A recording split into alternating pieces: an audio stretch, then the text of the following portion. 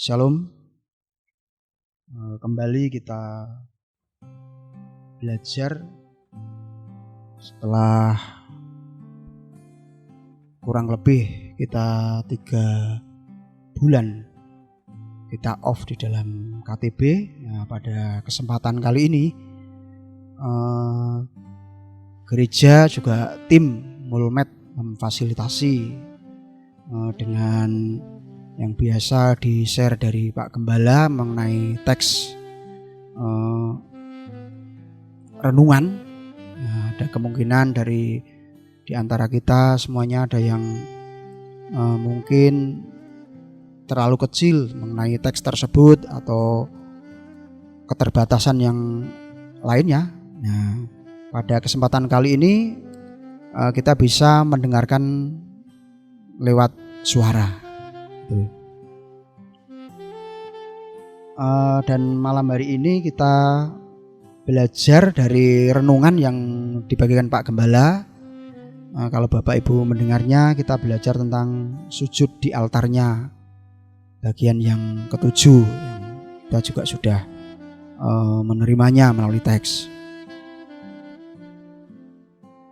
Nah, dengan tema malam hari ini adalah Roh Kudus bertindak sebagai pendidik.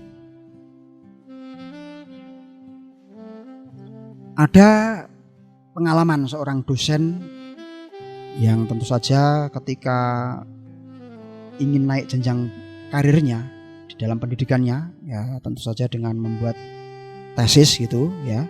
Nah, dosen ini dengan membuatnya dengan latar belakang anak-anak pang ya.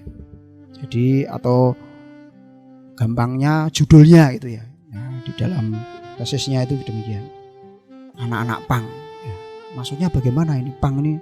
Apakah kupang atau pang mana gitu? Bukan gitu ya. Tapi kalau Bapak Ibu semuanya misalnya kita berhenti di traffic light atau bangjo gitu ya, ada anak laki-laki ya atau perempuan kadang juga ada gitu ya. Ya mereka biasanya ikonnya biasanya hitam dengan kaos dan celana hitam, identik juga dengan tatonya, anting atau telinga bolong, dan rambutnya yang biasanya bermacam-macam warna dan sebagainya. Ya seperti itulah kalau itu ya. Jadi dosennya itu membuat tesisnya seperti itu. Nah, di dalam membuat tesis ini kan berarti Pak dosen ini kan berarti harus mendalami, paling tidak mengenal, paling tidak ikut seperti masuk di dalamnya gitu ya. Nah, setelah bergaul gitu ya cukup lama ya, akhirnya Pak dosen ini kaget. Nah, setelah tahu ternyata latar belakang mereka itu bukan anak orang miskin mereka gitu ya. Ya tidak semuanya gitu ya. Tapi dari random sampling gitu ya, yang Pak dosen ini mungkin masuk di dalamnya gitu ya. Jadi bukan orang miskin sebenarnya, dari keluarga yang kurang atau putus asa masa depannya bukan. Tapi kebanyakan mereka anak-anak orang yang berada, bahkan anak orang kaya. Nah, dari sini akhirnya Bapak ini menarik kesimpulan, dosen ini. Ternyata anak-anak tumbuh tanpa kasih sayang. Walau hidup cukup, bahkan berkelimpahan. Nah, kenapa? Orang tuanya sibuk cari uang dan berbagai kegiatan. Akhirnya mereka lari meninggalkan orang tuanya. Misalnya kan mereka biasanya sudah ini ya, sudah berumur gitu, jadi punya KTP. Akhirnya identitas tersebut dihilangkan, dibakar atau bahkan ya pokoknya dihanguskan lah, supaya tidak dijaring oleh Satpol PP yang nantinya kalau dijaring kan karetnya dipulangkan gitu ya. Bisa juga ditampung di Depsos biasanya gitu. Nah, anak tersebut kebanyakan salah dalam pergaulan. Sedang pengaruh dari orang tuanya sangat kurang, disebabkan ya karena sibuk. Mungkin dari pagi sampai malam, nanti malam pulang sibuk dengan gadget atau ya urusan-urusan yang lain. Tapi ada juga anak yang memang bandel dan keras kepala, tidak mau ditegur walau dididik dengan lemah lembut. Nah, biasanya ini berkaitan dengan genetik gitu ya, keturunan.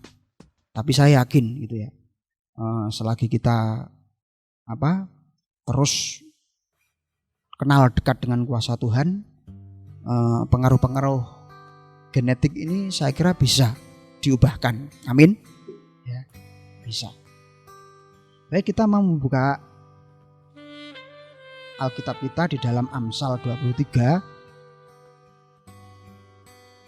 ayat 13 sampai 14. Amsal 23 ayat 13 sampai 14. Nah, bisa dibuka atau bisa langsung didengarkan saja.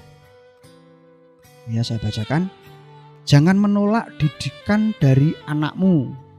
Ia tidak akan mati kalau engkau memukulnya dengan rotan. Engkau memukulnya dengan rotan, tapi engkau menyelamatkan nyawanya dari dunia orang mati. Apa yang dimaksud dari ayat ini? Ya. Nah, firman mendidik anak-anak Allah di jalan yang benar, pasti. Ya. Nah, tujuannya menyelamatkan nyawanya dari dunia orang mati dan memberi ketentraman dan sukacita bagi hidupnya. Itu ada di Amsal 29 ayat 17. Saya ulangi, Amsal 29 ayat 17. Roh Kudus dengan lembut. Ya, jadi tadi firman yang mendidik tadi ya, terus ada juga Roh Kudus dengan lembut. Mendidik anak-anak Allah tujuannya untuk apa? Kebaikannya saat hidup dalam dunia maupun nanti dalam kekekalan. Jadi Roh Kudus juga mengarahkan.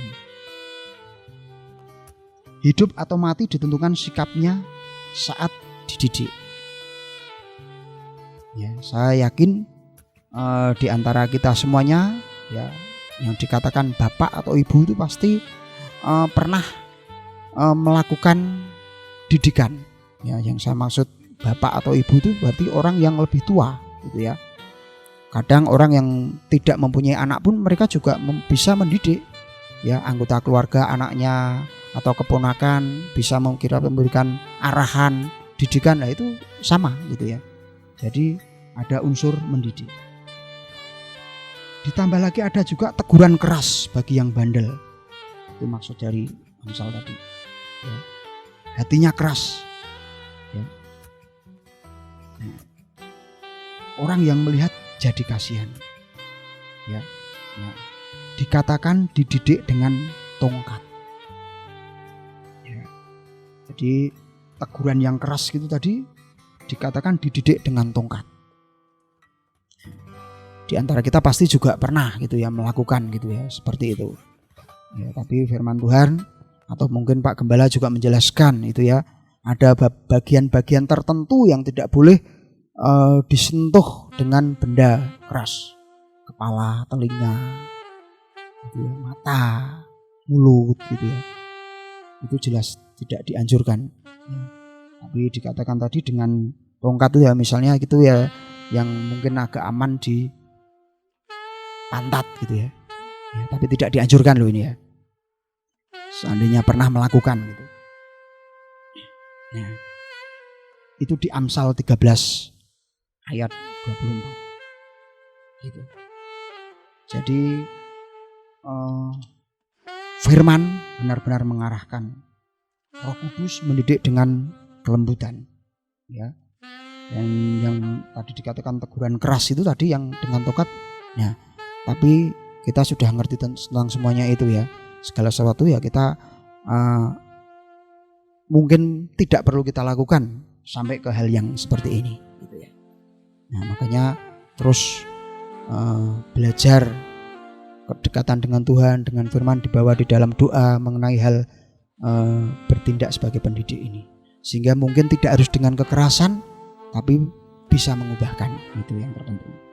Nah, tujuan didikan sebetulnya untuk kebaikan sendiri bagi masa depan hidupnya. Artinya menerima warisan karena Tuhan memandang ia sudah siap dan layak menerimanya. Nah, itu ya. Didikan yang baik membawa nama baik Tuhan, itu pasti. Ya. Karena yang dipermuliakan Tuhan. Ya, jadi kalau kita mendidik akhirnya menjadi satu keberhasilan, ya Tuhan yang mendapatkan tempat. Karena Tuhan memakai kita, Tuhan berikan hikmat kepada kita. Bukan oleh karena saya, itu kan karena saya yang mengarahkan. Kalau tidak saya arahkan jadi apa? Nah, jangan dibalik, tapi kembali kepada kuasa yang Tuhan kerjakan melalui kita. Nah, di tengah masyarakat dunia misalnya melihat perubahan sifat dan karakter dalam hidup anak-anak Allah, gitu ya. Di tujuan didikan itu benar-benar untuk kebaikan diri sendiri, ya. Sehingga saat dia ada di masyarakat atau dunia, ya orang benar-benar melihat perubahan karakter dalam kehidupan sehari-hari. Tuh. Sekarang kita lanjutkan, Tuhan tidak mendidik yang bukan anak. Ya. Ibrani 12 ayat 6 sampai 8. Saya ulangi, Ibrani 12 ayat 6 sampai 8. Karena Tuhan menghajar orang yang dikasihinya dan ia menyesah orang yang diakuinya sebagai anak. Jika kamu harus menanggung ganjaran, Allah memperlakukan kamu seperti anak. Di manakah terdapat anak yang tidak dihajar oleh ayahnya? Tetapi jikalau kamu bebas dari ganjaran yang harus diderita setiap orang, maka kamu bukanlah anak, tetapi anak-anak gampang. Nah, merasa nyaman walau hidup dalam dosa, itu anak gampang. Tidak ada teguran, jangan senang dahulu. Jangan-jangan Tuhan tidak menganggap belum jadi anaknya, sehingga tidak pernah ditegur. Ya, ini kembali pada kita sendiri ya. Tidak pernah ditegur ini ya kita sendiri nanti yang merasakan. Sebenarnya Tuhan terus, ya, hanya karena mungkin kita kurang peka. Nah, tujuannya apa didikan ini ya?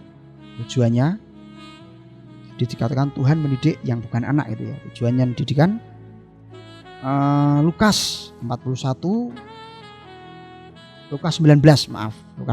ayat 41 sampai 46. Lukas 19 ayat 41 sampai 46. Ya.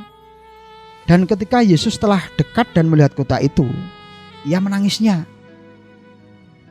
Sama seperti saat masuk Yerusalem, Yesus menangis karena tahu apa yang akan terjadi dalam hidup umatnya yang menolak uluran tangan, hidup dalam rencananya. Demikian juga saat ia datang kembali, jangan sampai ia melihat umatnya masih tidak tahu hidup dalam kerajaannya. Ayat yang ke-42 katanya, wahai, betapa baiknya jika pada hari ini juga engkau mengerti apa yang perlu untuk damai sejahteramu. Tetapi sekarang hal itu tersembunyi bagi matamu.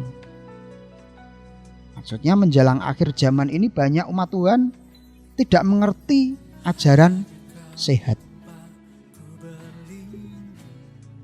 yang memberi damai, ya, disebabkan lebih senang dengan ajaran yang menyukakan hatinya dan mendengar dongeng, atau ya intinya yang menyenangkan hati saja gitu ya. Sama ini nantinya akan bebal terhadap teguran. 2 Timotius 4 ayat 3 sampai 4.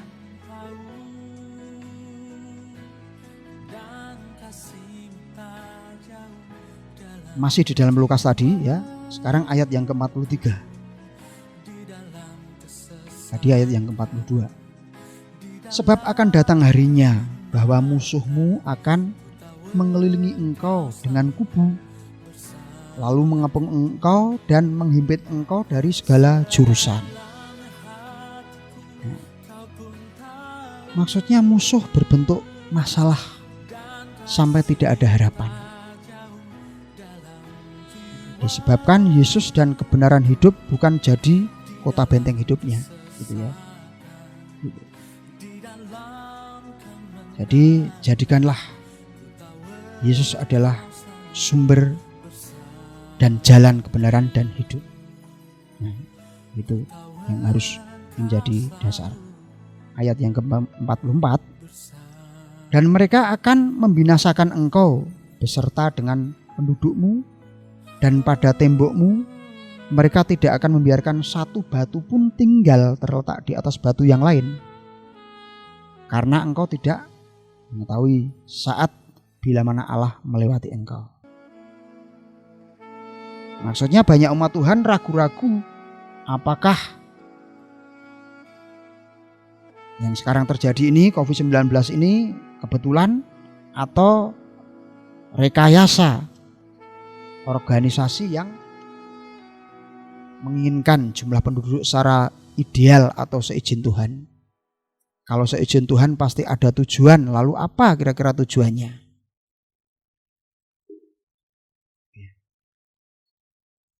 Banyak umat Tuhan yang ragu ya. Menyikapi akan hal ini ya, kita harus lebih lagi mendekatkan diri pada kuasa Tuhan, sehingga tidak ada kuasa ragu, tapi makin mengerti apa yang Tuhan mau. Ayat 45, lalu Yesus masuk ke bait Allah dan mulailah ia mengusir semua pedagang di situ. Ini semuanya didikan Tuhan. Tujuannya membersihkan hidup. Baitnya yang kudus bukan dirusak dengan berbagai hidup yang salah, agar bisa kembali digunakan sesuai rencananya. Kembalikan pada porsinya. Hidup ini adalah untuk menyembah dan memuliakannya. Nah, itu perlu digarisbawahi. Hidup ini untuk menyembah dan memuliakannya. Memuliakan Tuhan, bukan untuk memuaskan keinginan kita sendiri saja. Kalau keinginan, setiap kita masih ada di dalam dunia ini ya terus namanya manusia. Tapi mari kita kembali kepada porsinya, bagian kita, bagian hidup kita, menyembah dan memuliakan Dia. Apa yang kita lakukan, apa yang kita kerjakan, Tuhan mendapatkan bagian, memuliakan Dia. Masuk ayat yang ke-46. Katanya kepada mereka, ada tertulis. Nah, rumahku adalah apa? Rumah doa. Tapi apa kata Tuhan? Tetapi kamu menjadikannya sarang penyamun. Nah, ini bentuk kemarahan Tuhan. Jadi Tuhan juga ketika melihat terjadi semacam itu bisa marah.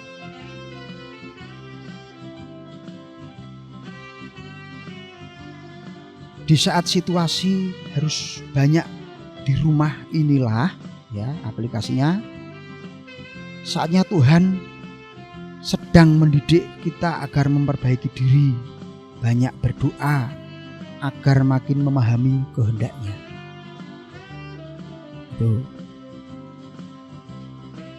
maksud dan aplikasinya dari ayat 46 tadi. Jadi Tuhan